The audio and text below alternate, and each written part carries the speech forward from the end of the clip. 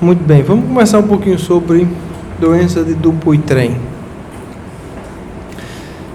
A doença de Dupuytren é uma doença da fáscia, é uma fibromatose benigna da fáscia da palma da mão, tá? A fáscia da palma da mão é uma fáscia bem fininha. Por algum motivo que não se sabe explicar muito bem, essa fáscia começa a sofrer algumas alterações em suas fibras de colágeno. Essas alterações começam com um pequeno nódulozinho, com um pequeno carocinho, e depois começa a formar umas cordas de forma lenta e progressiva.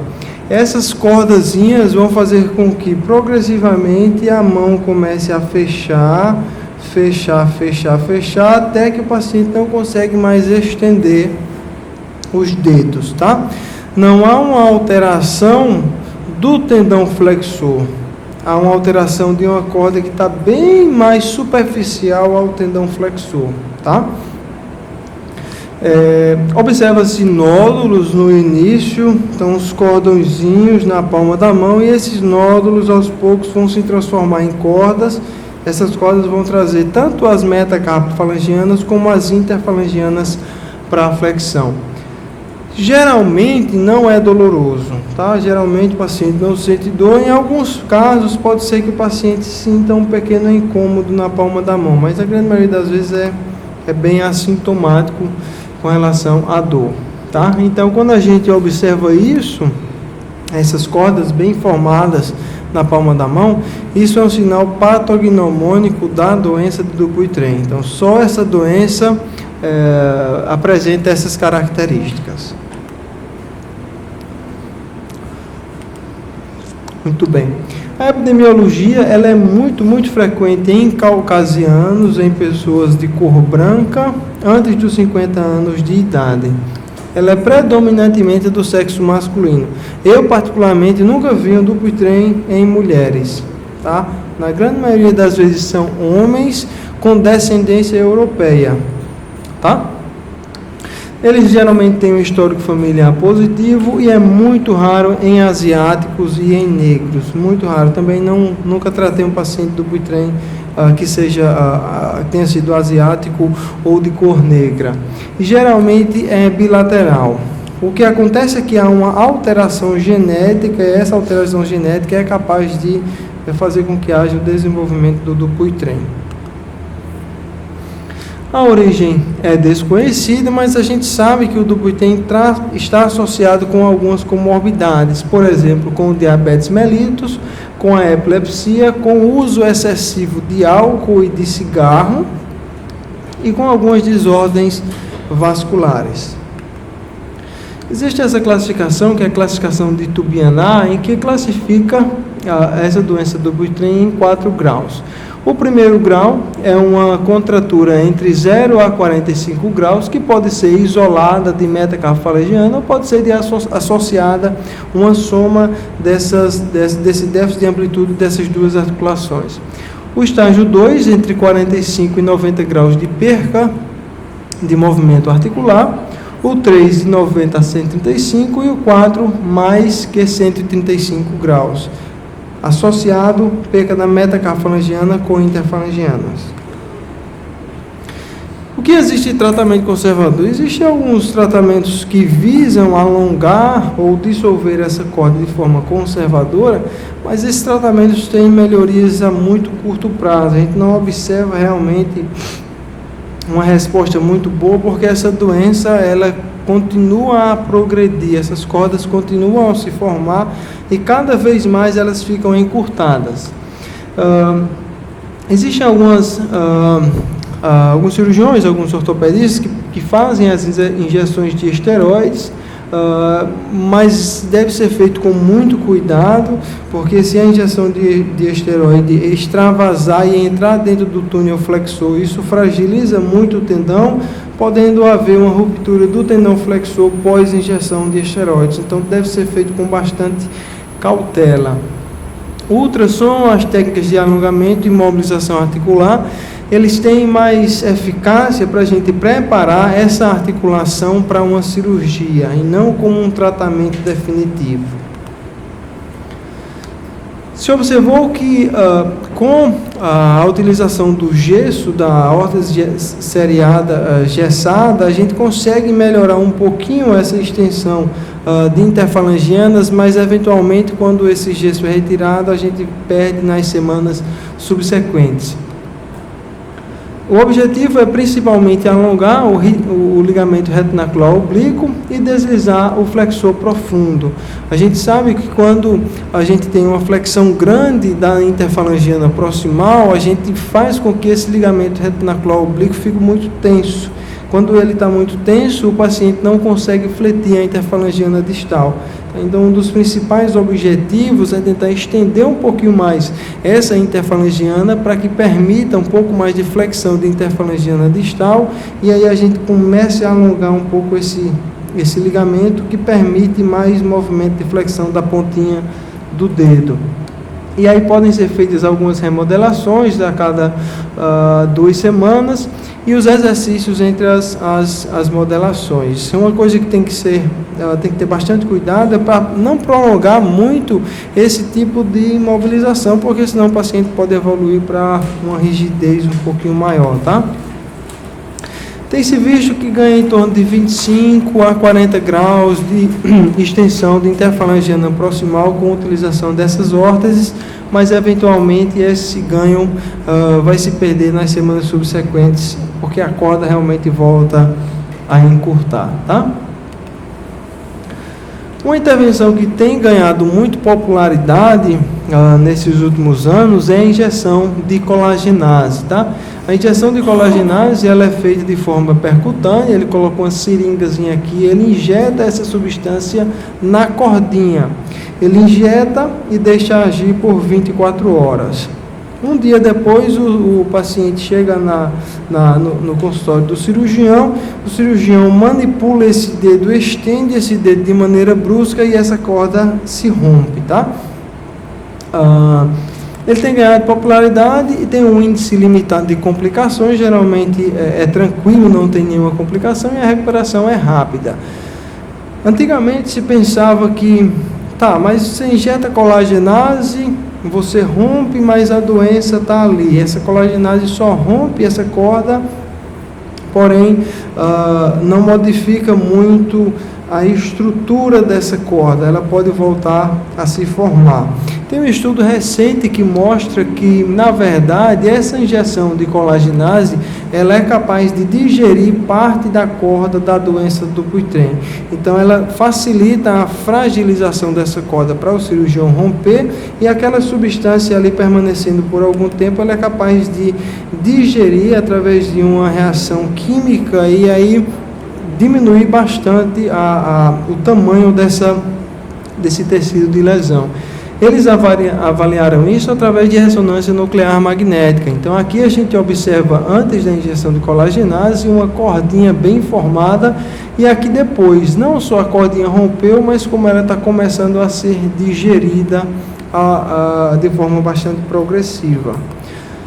Esse outro estudo, ele avaliou a durabilidade do tratamento com a injeção de colagenase. Eles fizeram um follow-up de 2 anos pós-colagenase para avaliar como que esses pacientes evoluíam. Ele observou que 3 de cada 4 pacientes tiveram bons resultados com 2 anos de pós-operatório. Tá? Então, a cada 4 pacientes, 3 tiveram resultados significativos e estavam satisfeitos. Porém, 20% dos pacientes não ficaram satisfeitos com a terapia e com os resultados alcançados. Pode falar.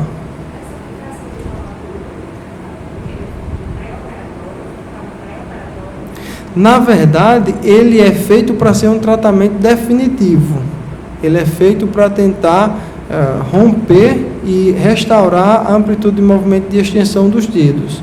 Só que como o tecido patológico, ele teoricamente não foi totalmente removido, ele pode voltar a se formar. E mesmo naqueles casos em que é feita a cirurgia aberta, uma fasciectomia, em que o cirurgião retira todo o tecido doente, esse tecido pode e algumas vezes vai voltar a se formar, tá? Então, respondi a pergunta? Ele é feito para ser um tratamento definitivo. Não é uma cirurgia aberta, é de forma percutânea, é uma injeção, mas é feito para resolucionar a doença do paciente. Tá? Ele não cura o Dupuytren. Nenhum tratamento cirúrgico ou injeção ele tem o objetivo de curar, ele tem o objetivo de tratar o tecido doente. Algumas cirurgias remover o tecido doente e algumas degenerar, dissolver, ou pelo menos diminuir a velocidade dessas alterações do tecido de colágeno.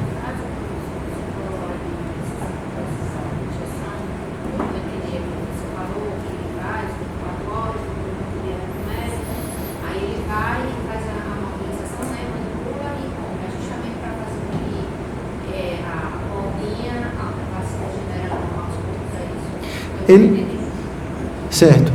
Quando ele rompe a cordinha, ele restaura a extensão dos dedos. Porque quem está trazendo os dedos para frente é essa corda que está na fáscia. Quando ele rompe essa fáscia, ele consegue estender completamente os dedos e, teoricamente, restaurar a amplitude de movimento de extensão. Aí você me pergunta, mas pode ser que ela volte a fletir, pode ser que essa corda volte a se formar? Pode. Tá? A corda, nesses casos, é uma coisa ruim, porque ela é que está causando a flexão dos dedos. Então, o objetivo é aniquilar a corda. Esse tratamento ele tomou muita popularidade porque é de forma percutânea, o risco de infecção é muito pequeno, é uma cirurgia, é um tratamento bastante conservador, o paciente não precisa passar por aquele pós-operatório complicado, não precisa de reabilitação. É muito interessante. E os riscos de complicação são bem pequenos. O que pode acontecer é o cirurgião, quando entrar lá com uma seringazinha, pegar um nervinho digital, mas isso é muito raro porque eles têm um ótimo conhecimento de anatomia e sabem tudo como está ali. Agora, se a anatomia estiver bastante alterada, como em alguns casos no Dupuytren, que as cordas começam a se entrelaçar e se enrolar nos nervos, aí pode ser que ele pegue, mas se ele pegar quando ele estiver espetando, o paciente vai sentir um choque e ele vai retirar a agulha e não vai injetar dentro do nervo, tá? Então o índice de complicação é bem baixo. O tratamento cirúrgico propriamente dito, ele tem indicação quando se tem uma perca de amplitude de movimento de metacarfalangianas mais que 30 graus ou de interfalangianas mais que 20 graus. Um teste bastante simples para saber se o paciente é um candidato para tratamento cirúrgico ou não é pedir para ele estender a mão em uma mesa, que é o chamado teste de tampo de mesa. Se o paciente não conseguir estender, colocar a palma da mão na mesinha, esse é um paciente que tem indicação para tratamento cirúrgico, porque a amplitude de movimento, a limitação da amplitude de movimento geralmente é mais do que isso aqui. E o paciente que tem uma progressão das contraturas também tem uma indicação cirúrgica ou algumas queixas funcionais. Por exemplo, às vezes é um paciente que tem uma limitação até menor que isso aqui, mas é um paciente dentista ou um paciente cirurgião que precisa colocar a luva para manipular ou para fazer a sua atividade laboral e já não está mais conseguindo porque a luva já não entra mais ou tem uma dificuldade. Tá? Então, se houver uma queixa funcional importante, mesmo com amplitude de movimento menor do que isso, pode ter indicação cirúrgica. Os tratamentos cirúrgicos variam bastante. Existe a fasciectomia, que é a retirada de todo o tecido doente. Existe a fasciectomia com enxerto de pele, que é nos casos em que o paciente tem uma flexão tão grande, que a pele volar também já encurtou. Quando o cirurgião abre os dedos todinho, tem um espaço de pele que ficou faltando, um gap que não foi preenchido e ele não quer deixar cicatrizar por segunda intenção. Ele poderia, mas às vezes ele prefere não fazer. É uma técnica menos comum, mas existe também. Existe a técnica de McKesh. A técnica de McKesh é também conhecida como técnica de palma aberta. É quando o cirurgião abre essa palma da mão, tira o tecido doente e deixa a palma da mão aberta para cicatrizar por segunda intenção, tá? Deixa a ferida aberta e aí a gente entra bastante precocemente para fazer os cuidados dessa ferida. Eu vou mostrar para vocês como se faz, tá? Existe a fasciotomia aberta. Vocês podem ver que a diferença aqui entre a fasciotomia e entre a fasciectomia. Qual é a diferença dos dois? A fasciotomia, ele só corta as cordas, ele não retira o tecido doente. A fasciectomia, ele corta as cordas e remove o tecido doente. Então, a reincidência nas fasciectomias é bem menor porque ele tirou todo o tecido doente. As fasciotomias têm uma reincidência maior porque o tecido doente permaneceu lá, tá? As incisões das fasciotomias ou das fasciectomias, elas sempre são em zigue-zague. Aí vocês se perguntam, e às vezes o paciente questiona a gente, mas doutor, por que o cirurgião não abriu assim reto, pegou e fez um zigue-zague na minha mão? E você tem que explicar a ele que o cirurgião não pode passar o bisturi reto nesse dedo sem que ele quebre essa linha, porque senão ele vai quebrar as linhas, as pregas de flexão. E se o cirurgião abrir e quebrar as pregas de flexão, vai haver um encurtamento cicatricial. A cicatriz vai começar a fechar e você não consegue mais estender o dedo. Então, por isso que ele faz em zigue-zague, fazendo incisões em torno de 60 graus de ângulo, porque aí ele consegue fechar depois sem gerar tensão de pele e o dedo não volta a fechar, tá? Essa é uma fasciotomia, ele só rompe o tecido doente, mas ele não retira o tecido doente, tá? As complicações pós-operatórias, existem diversas. A primeira é a infecção. Isso aqui é um caso de uma infecção no paciente de Dupuytren, que não teve um pós-operatório bem cuidadoso. Pode haver também necrose de pele, tá? Pode haver um sofrimento nervoso e vascular. Isso é interessante, porque quando as cordas começam a se formar, elas começam a se entrelaçar em nervos e em vasos. E às vezes um entrelaçamento desse, quando ele entra em espiral, ele estrangula um vaso ou estrangula um nervinho. E aí o paciente geralmente tem uma perda de sensibilidade. Ou o paciente tem uma sensibilidade preservada no pré-operatório, mas quando chegou no pós-operatório que liberou toda essa cordinha aqui, estendeu o dedo, ele tem uma parestesia, um formigamento. Isso acontece não porque o cirurgião mexeu e manipulou, lesou o nervo, mas porque geralmente o paciente permaneceu muito tempo com a mão fechada. Quando o cirurgião esticou e manteve esse posicionamento esticado, o nervo estava encurtado e agora está sob tensão. E aí está reclamando dessa tensão. Aos poucos essa parestesia vai diminuindo, tá? Então a gente tem que orientar que pode haver um formigamentozinho que vai melhorando aos poucos. Uma cicatriz hipertrófica e a rigidez articular também pode acontecer. O maior índice de complicações é quando a gente tem um envolvimento de 2 ou mais dedos ou um envolvimento radial, ou seja, quando a corda pega o polegar, e aí o índice de complicações aumenta um pouquinho. Geralmente, quando a gente tem uma cordazinha no polegar, é aquele paciente que tem diabetes. A diabetes está mais associada com a formação de corda no polegar, ou que tem uma contratura maior que 45 graus, porque aí vai haver um pouquinho mais de sofrimento vascular ou nervoso. Como que é a reabilitação? Os nossos objetivos pós-operatórios são primordialmente promover uma cicatrização da ferida, principalmente naqueles pacientes que fizeram a técnica de McKesh, da palma aberta.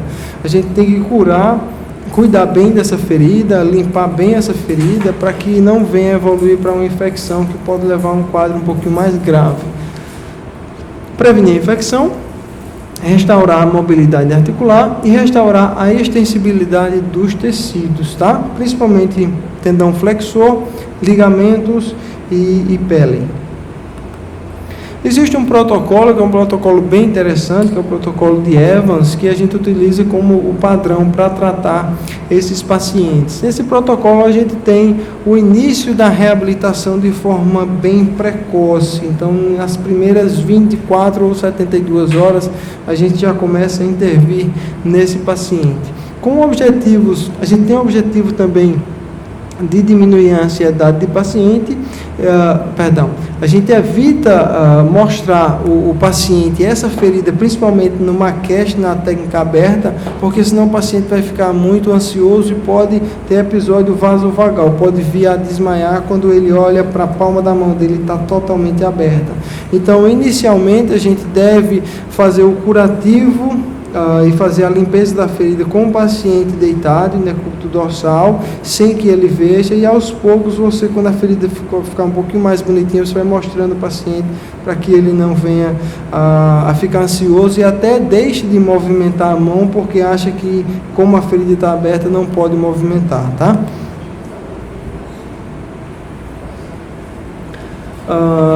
Nas primeiras 24 horas a gente entra para cuidar dessa ferida, para tentar acelerar a regeneração.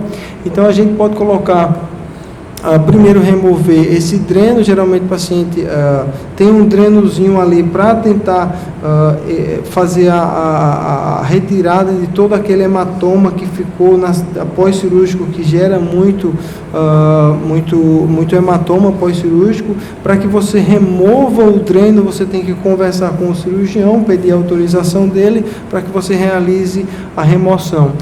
Você deve fazer uma limpeza da ferida com um sorozinho fisiológico ou com água filtrada. Você pode fazer algum antibiótico tópico, se o cirurgião indicar para você, pode fazer um Bactroban, tá? Por curto período. E existem as camadas de contato, que são aquelas gases que são umedecidas com petróleo.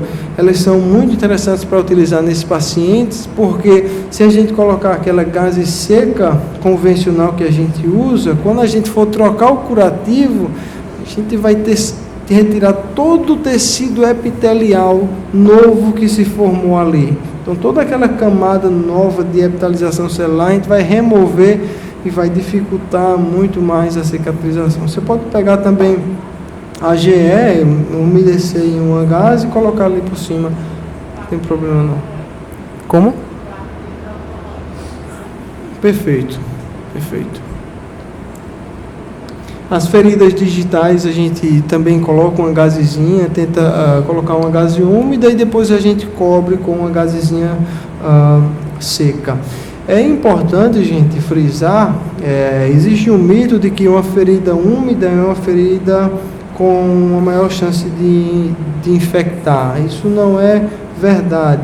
A ferida ela deve ser úmida e limpa. Se ela for úmida e estiver suja e contaminada, realmente tem um maior índice de infecção. Mas se for uma ferida seca, se a gente fizer um curativo seco, a gente diminui a epitelização celular que está crescendo nas bordas. Porque se for uma ferida seca, vai formar crostas na borda. Então, como é que a célula vai migrar com uma parede impedindo ela?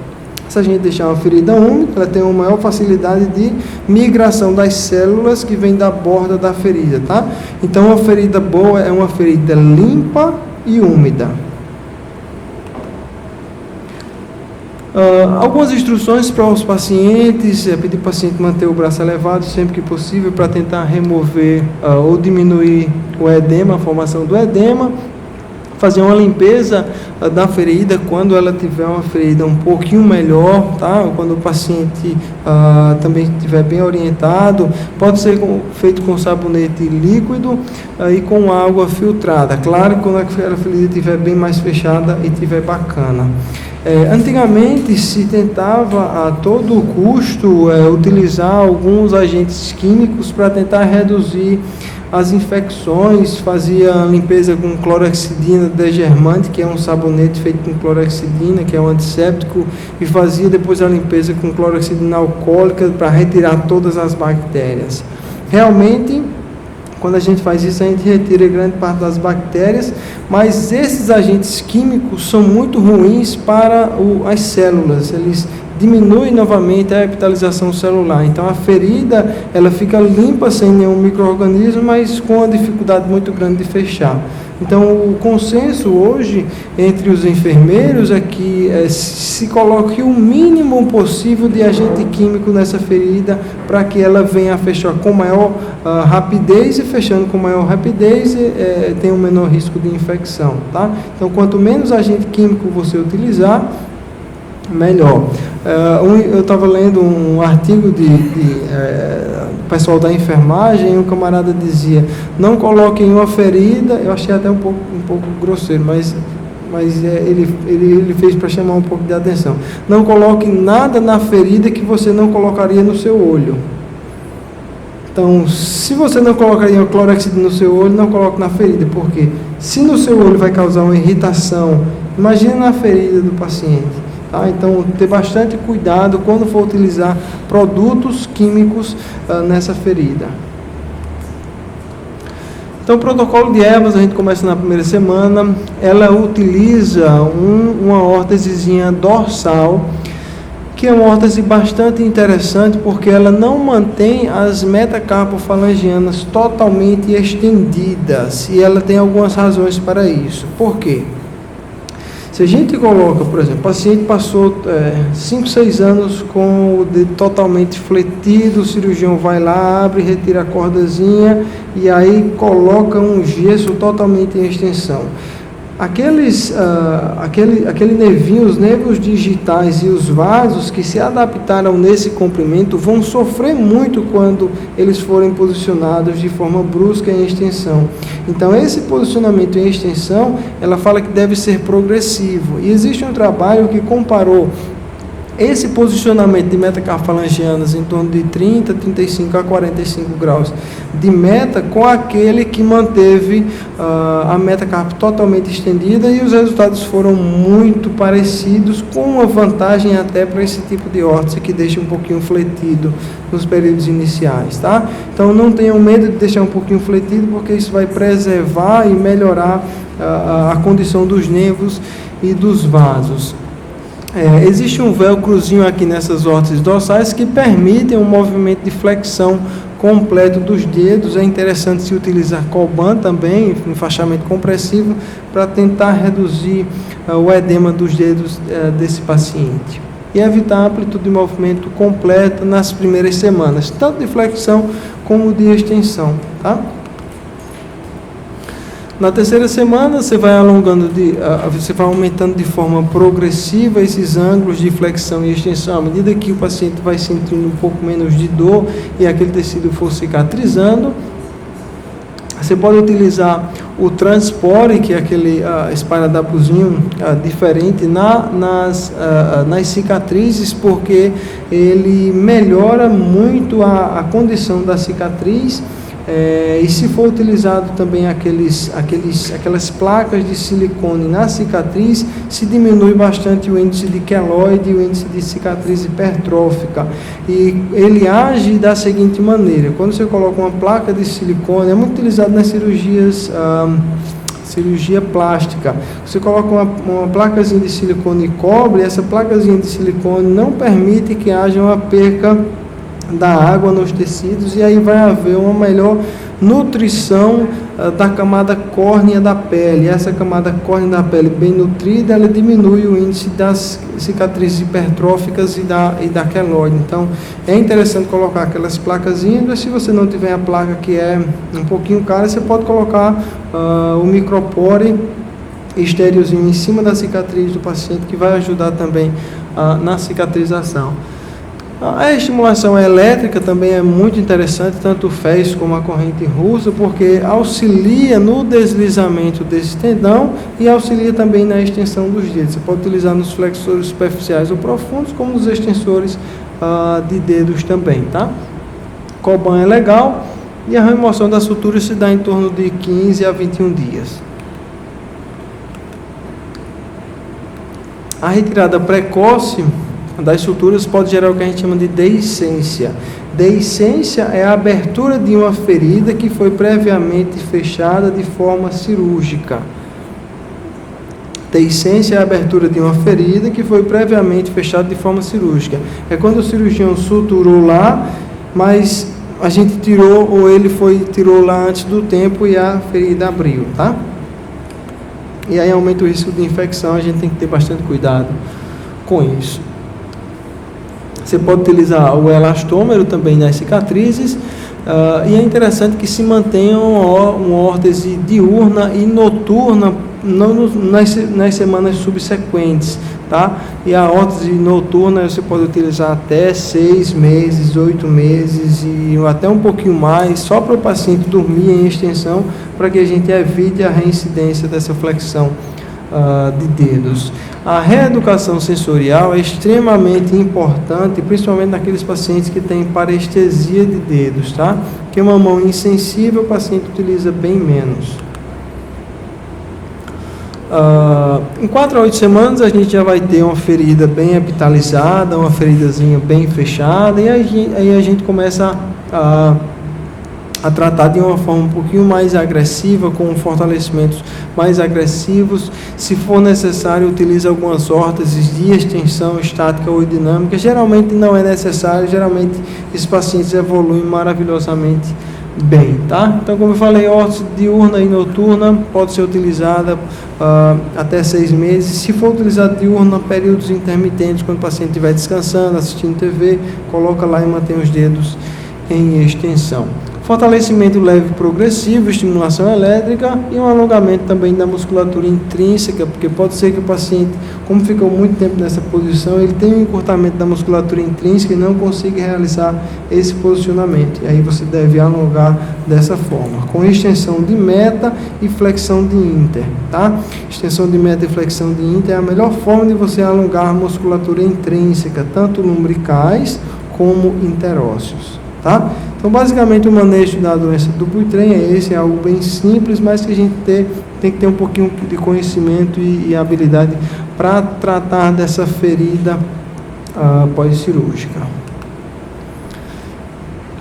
Dúvidas? Tudo tranquilo? Vamos continuar? Querem tomar um café? Continuar?